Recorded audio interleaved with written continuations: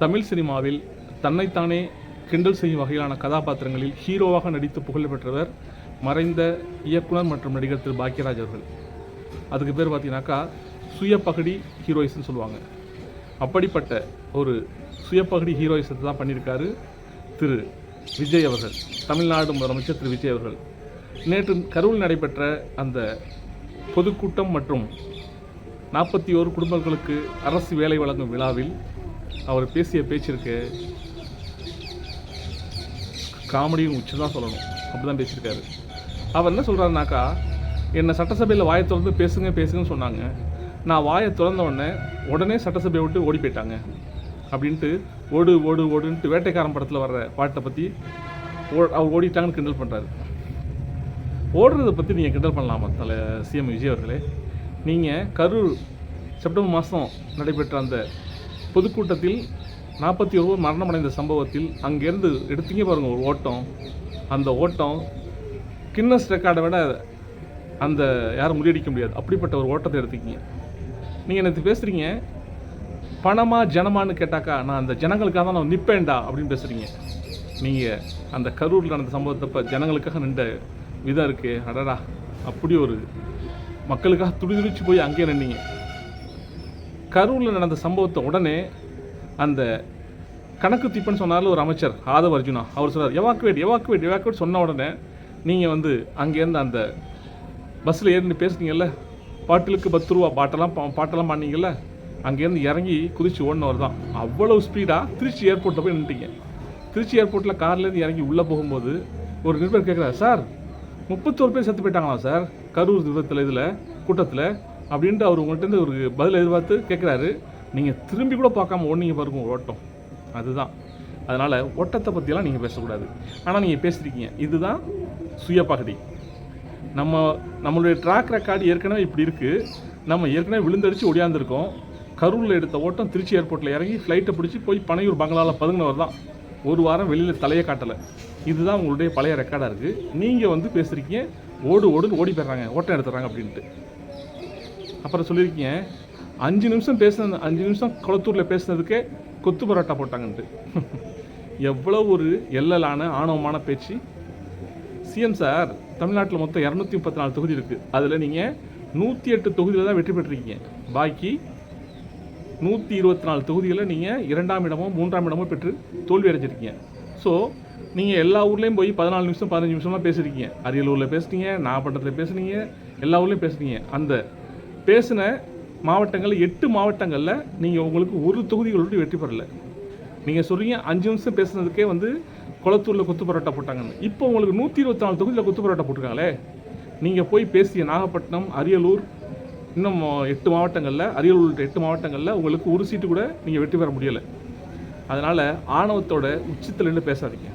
என்ன எதுவோ உங்களால் தான் மு.க. ஸ்டாலின் என்பவர் தோற்கடிக்கப்பட்டார் அப்படின்லாம் பேசாதீங்க. அரசியலில் எத்தனையோ தலைவர்கள் தோற்றிருக்கிறார்கள்.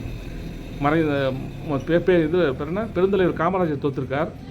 செல்வி ஜெயலலிதா முதலமைச்சராக இருக்கும்போது தேர்தலில் போட்டிக்கிட்டு பெருந்துறை தொகுதியில் பர்கூர் தொகுதியில் போட்டி தோல்வி அடைஞ்சிருக்காங்க. இதே போல் எத்தனையோ முதலமைச்சர்கள் தோல்வி அடைஞ்சிருக்காங்க. திரு மு.க. ஸ்டாலின் அவர்கள் குளத்தூரில் தோற்றலாம் ஒரு பெரிய விஷயமே கிடையாது. ஆனால் நீங்கள் சொல்கிறீங்க அவ்வளவு ஆணவத்தோட எல்லலோட 5 நிமிஷம் பேசினேன் குளத்தூரில், அதுக்கே கொத்து பரோட்டா போட்டாங்கன்ட்டு. அப்புறம் கேட்குறீங்க பணமா ஜனமானு கேட்டால், நான் ஜனத்துக்காக தான் நிற்பேன்டா அப்படிங்கிறீங்க. நீங்கள் ஜனத்துக்காக நின்ற அந்த காட்சிகள்லாம் கண்ணிலே நிற்குது சிஎம் சார். எடுத்தீங்க பாருங்கள் ஒரு ஓட்டம். 41 பேர் கொத்தா விழுந்துக்கிட்டு இருக்காங்க. ஆம்புலன்ஸ் அந்த பாடி அவங்களெல்லாம் ஏற்றிக்கிட்டு ஆஸ்பத்திரி போயிட்டுருக்கு. ஆனால் நீங்கள் என்ன பண்ணீங்கன்னாக்கா, அங்கே நின்று அந்த மக்களுக்கு என்ன ஆச்சு ஏதாச்சும் கூட தெரிஞ்சுக்காமல் ஓடியே போயிட்டீங்க. இதுதான் நீங்கள் ஜனங்களுக்காக நின்ற மெத்தடு.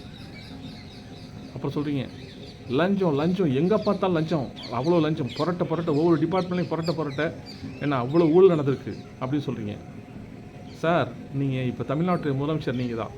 அதனால் நீங்கள் நடவடிக்கை எடுக்கணுன்னாக்கா நிச்சயம் கண்டிப்பாக நீங்கள் எடுக்கலாம். உங்களை யாரும் தடை சொல்ல போகிறதில்ல. யார் எவ்வளோ ஊழல் பண்ணாங்க என்னான்ட்டு ஆதாரத்தோடு அதை அறிவிச்சிட்டு அவர்கள் மீது சட்டப்பூர்வ நடவடிக்கை நீங்கள் எடுக்க எந்த தடையும் இல்லை. அப்புறம் சொல்கிறீங்க கரூரில் நடந்த சம்பவத்துக்கு தான் ஒரு முக்கியமான காரணம்னு நீங்கள் நினைக்கிறதுனால தான் திரும்ப அந்த மக்களுக்கு ஏதாவது செய்யணும்னு செஞ்சிட்ருக்கீங்க.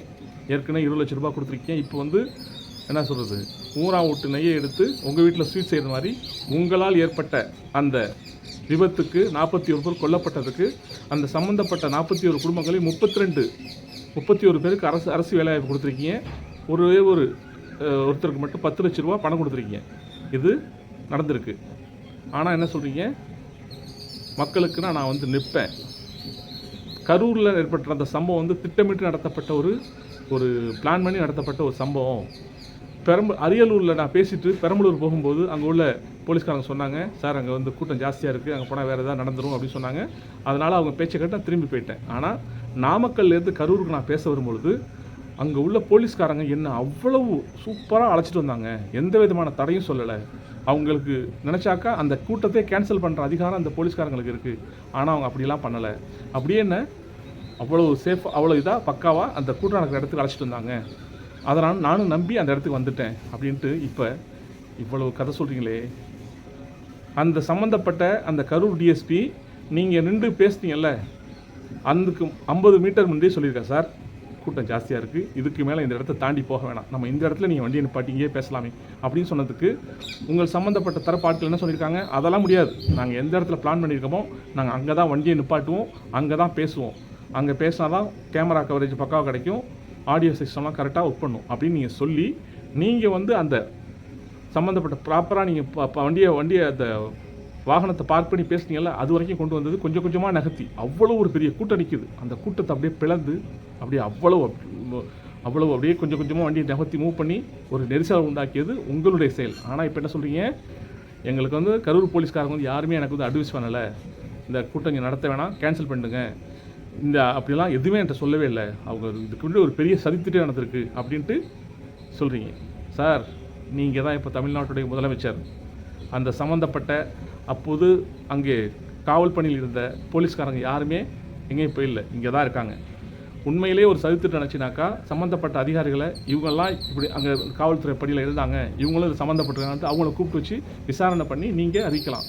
ஆனால் எதுவுமே இல்லாமல் பொய்யா தொடர்ந்து சொல்லிக்கிட்டே இருக்கீங்க. சின்ன வயசுலேருந்தே பொய்யை மட்டுமே பேசி பழகிய ஒரு மனிதரால் தான் இப்படி தொடர்ந்து பொய்யா அடுக்க முடியும். கோயப்பல்ஸ்னு ஒருத்தர் கேள்விப்பட்டிருக்கோம். ஹிட்லருடைய அவருடைய முக்கியமான ஒரு ரைட் ஹேண்ட். அவர் வந்து ஹிட்லருடைய அரசாங்கத்தை பற்றி, அவர் ஆட்சி செய்ததை பற்றி வெறும் பொய்யா அடிச்சு விடுவாராம். மக்கள் மத்தியில் பொய்யை பரப்பியே ஹிட்லரை திரும்ப வெற்றி பெற வச்சுருக்காரு. அப்படி அதை அவரை மிஞ்சிற அளவுக்கு நீங்களும் பொய்யா பேசிகிட்டு இருக்கீங்க. உங்களுடைய அமைச்சர்களும் தொடர்ந்து பொய் பேசிகிட்டே இருக்காங்க. சட்டசபைக்குன்னு ஒரு கண்ணியம் எல்லாம் இருக்குது, அதையெல்லாம் மீறி இஷ்டத்துக்கு பேசுகிறீங்க. அதே போல் திருட்டு திமுகன்னு சொல்கிறீங்க. யார் திருட்டு திமுக?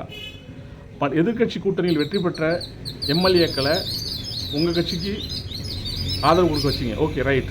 அது கூட எதிர்கட்சி கூட்டணியின் தலைமையான திமுகவே அவர்களை அனுமதிச்சாங்க, நீங்கள் போங்க ஆதரவு கொடுங்க அப்படின்ட்டு. ஆனால் அவர்களுடைய ஆதரவு மேலே நம்பிக்கை இல்லாமல் என்றைக்கு தான் நம்ம கவுத்துருவாங்க என்ற ஒரு பயத்தினால நீங்கள் என்ன பண்ணுறீங்க, ஒரு காலத்தில் பிரதான ஆளுங்கட்சியாக எதிர்கட்சியாக இருந்த அதிமுகவை அந்த கட்சியை உடச்சி அந்த கட்சி எம்எல்ஏக்கு திருடுறீங்க. அவர்கள் செலவு செய்த தொகையை விட 2 மடங்கு 3 மடங்கு பணத்தை அவர்கள் செட்டில் பண்ணி உங்கள் எம்எல்ஏ பதவி ராஜினாமா பண்ணிட்டு இங்கே என் கட்சியில் சேர்க்கேன், நான் மீண்டும் சீட்டு தர்றேன், நீங்கள் விசில் சின்னத்தில் 2 ஜெயிங்க அப்படின்னு சொல்லிட்டு அவர்களுக்கு ஆசை வார்த்தை கூறி உங்கள் கட்சியில் சேர்த்துட்ருக்கேன். இதுக்கு பேர் என்ன? திருட்டு இல்லாமல் என்ன? இதுவும் திருட்டு தானே? என்ன சிஎம் சார் ஆனால் சொல்கிறீங்க திருட்டு திமுக.